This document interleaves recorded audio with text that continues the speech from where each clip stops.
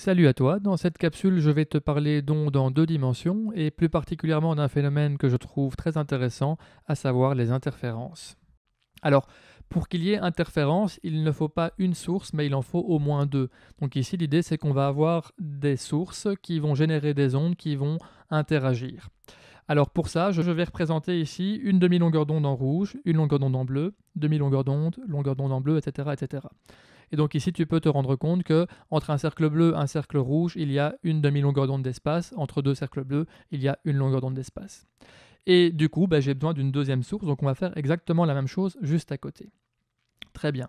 Alors ici, le principe qu'on va utiliser, c'est le principe de superposition.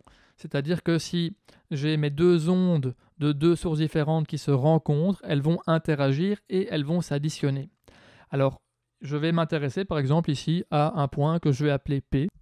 Ce point P, il est parcouru par des ondes qui viennent de S1 et par des ondes qui viennent de S2. Alors, pour aller de S1 à P, eh bien, il y a une distance D1 à parcourir. Pour aller de S2 à P, il y a une distance que je vais appeler D2 à parcourir. Alors ici, ce qui va m'intéresser, c'est la différence de temps qu'il a fallu aux ondes pour arriver en ce point. Donc je vais noter ici delta t, et je vais dire que delta t, c'est égal à d1 moins d2 sur v. Alors v, c'est la vitesse de propagation des ondes dans le milieu qui nous intéresse. On est dans un milieu homogène, donc la vitesse est la même pour mes deux sources. Et si je fais la différence des distances, j'obtiens ici delta t. Alors il faut bien comprendre que delta t, ce que ça représente, c'est l'intervalle de temps entre l'arrivée de la première onde et l'arrivée de la deuxième onde en P.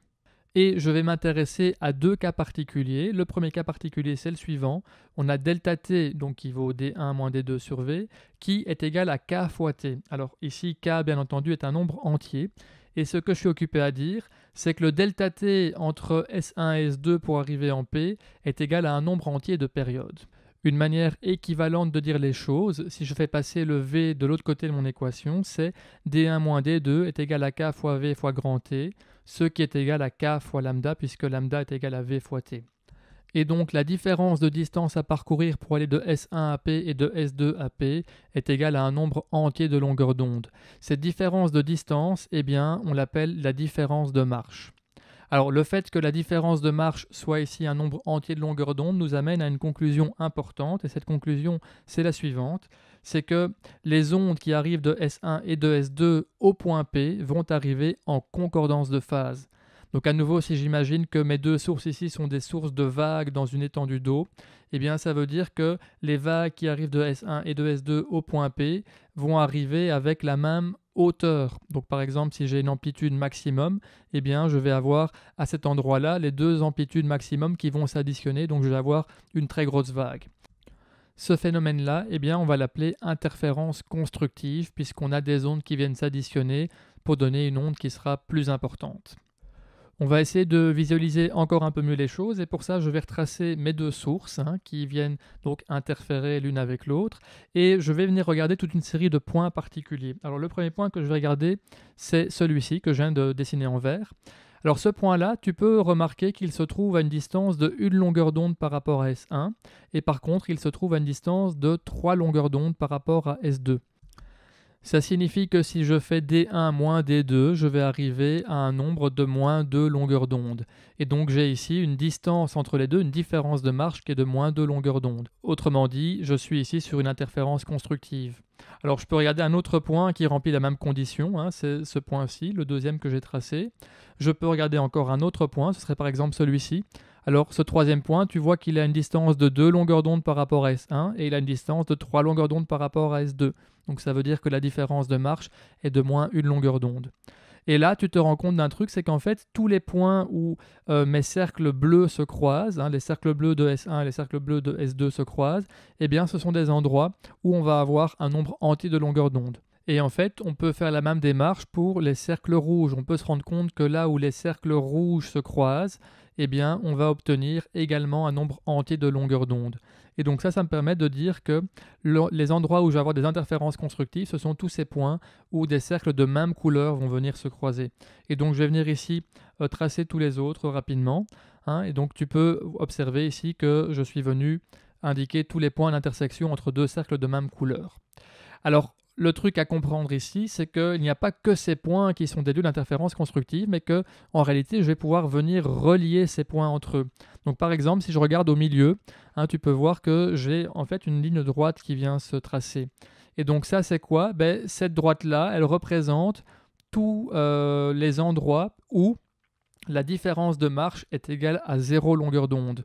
Tu peux le vérifier par toi-même, mais si je prends le point tout au-dessus au milieu, eh bien ce point-là se trouve à une distance de 3 longueurs d'onde par rapport à S1, 3 longueurs d'onde par rapport à S2, et donc la différence entre les deux fait 0.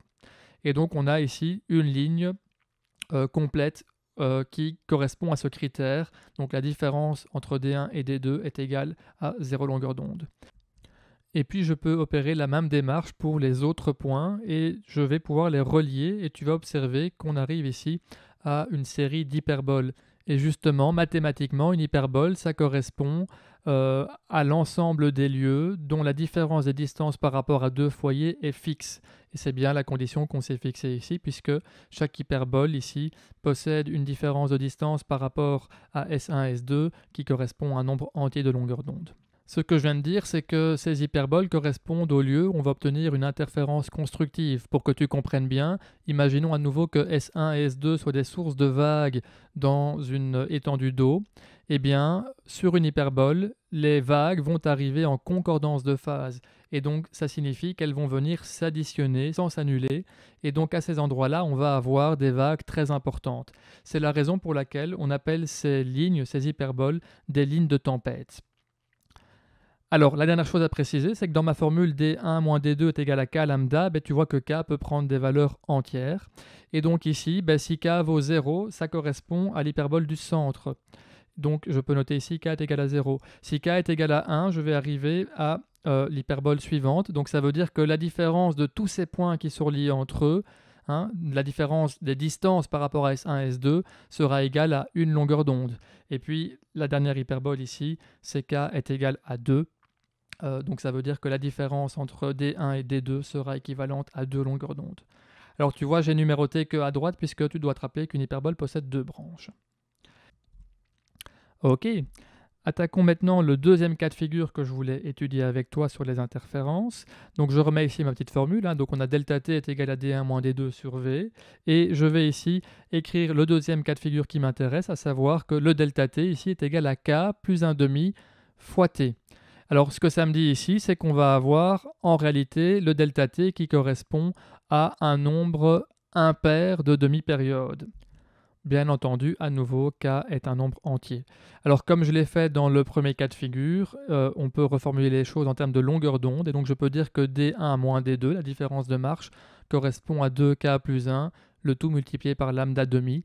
De nouveau, ça signifie que la différence de marche est égale à un nombre impair de demi-longueur d'onde. La conclusion de ceci, c'est que cette fois-ci, les ondes qui arrivent de S1 et de S2 vont arriver en opposition de phase. Et on va parler dans ce cas-ci donc d'interférences destructives, puisqu'on va voir que comme elles sont en opposition de phase, ça veut dire que si j'ai une onde qui a une amplitude positive maximum, l'onde qui va arriver de l'autre source aura une amplitude maximum mais négative, et donc les deux vont s'annuler.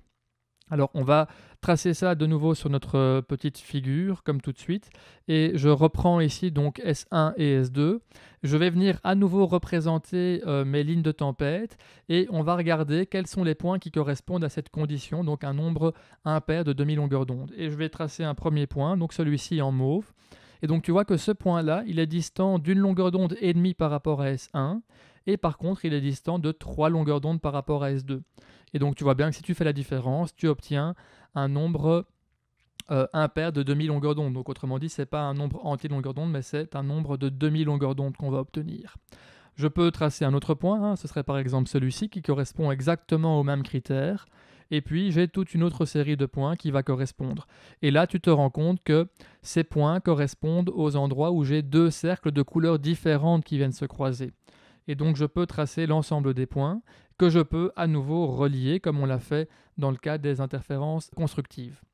Et donc j'ai tracé ici en jaune et tu vois qu'on arrive de nouveau à des hyperboles, c'est exactement le même principe.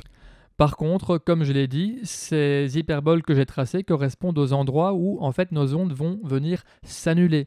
Et donc on va appeler ces lignes non pas des lignes de tempête, mais des lignes de repos, puisque en réalité, ce sont des endroits où je n'observerai pas d'ondes, puisqu'elles s'annulent. Et donc il faut que tu comprennes bien que si tu observes un phénomène ondulatoire avec deux sources qui viennent interférer de manière destructive, ça veut dire que à ces endroits-là, on n'observera pas d'ondes, hein. C'est un phénomène qui est assez impressionnant à observer. Donc par exemple, dans une cuve à ondes, où on a deux sources qui génèrent des ondes dans une étendue d'eau, eh bien on va pouvoir observer qu'on a des endroits où on a des vagues, et puis il va y avoir des lignes où il n'y aura aucune vague du tout.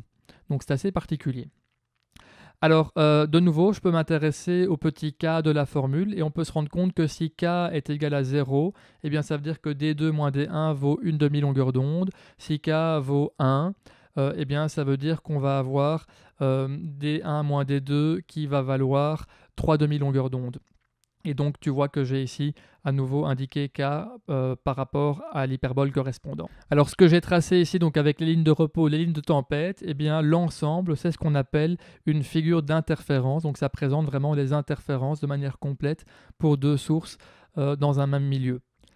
J'aimerais que tu retiennes que cette notion d'interférence, elle est très importante puisqu'elle est particulière aux ondes. Donc ça veut dire qu'on ne peut observer un phénomène d'interférence que si on a affaire à des ondes. Tu ne peux donc pas obtenir d'interférence avec de la matière, en tout cas en physique classique. Merci pour l'attention que tu as accordée à cette capsule, que tout aille bien pour toi et à bientôt dans une prochaine vidéo.